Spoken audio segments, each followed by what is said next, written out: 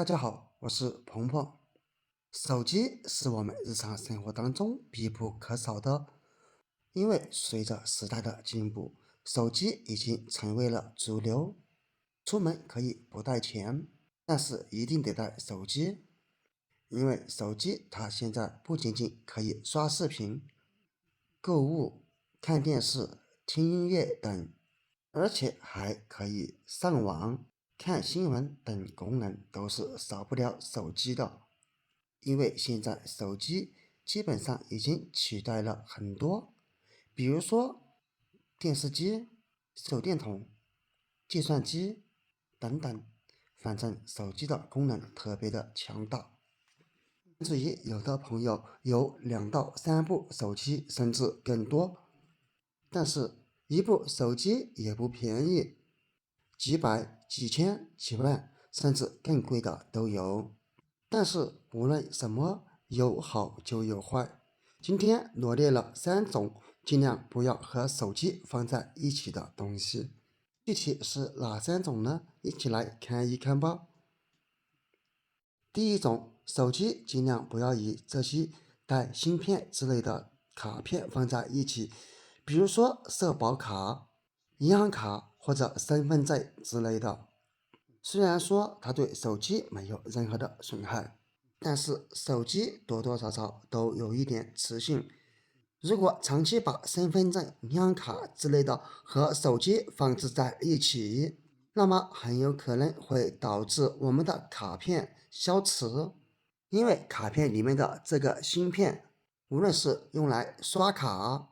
亦或者是我们坐火车、飞机等等，都是能用到它的。如果消磁了，咱们还得花时间重新去办理，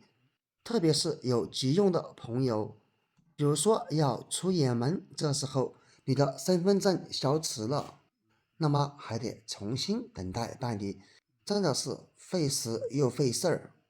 因此建议像身份证、银行卡以及社保卡这些带芯片的卡片，尽量不要和手机放置在一起保存哦。第二种，手机尽量不要与人民币放置在一起。我相信有很多朋友还不知道为什么。那么别走开，我们接着往下看。比如说，有很多的女性朋友，尤其是在夏天，身上没有口袋，而又不想背包包，但是出门还得带上一点现钱。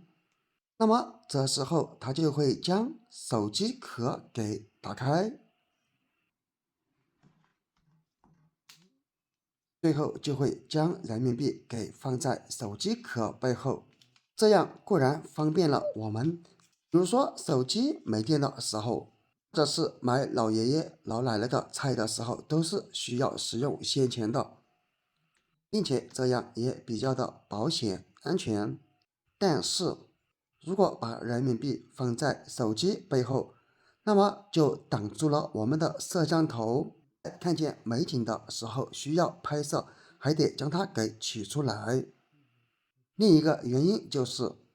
这样会导致我们的手机非常容易发烫。为什么呢？因为如果把人民币放在手机背后，那么可能就挡住了你手机的散热器，这样会导致手机一直发烫，从而变得手机卡顿等等。因此，建议在手机背后放人民币哦。还有就是咱们大大咧咧的男士，平时有钱都是直接给装在口袋里，尤其是夏天，揣上一个钱包根本就没有必要，总是会在兜里揣上几十或者100-200块钱现金，以备不时之需。但是我们揣好以后，有时候也会顺手把手机给揣在放钱的口袋，这是因为手机我们随时随地都会带着，而装好之后，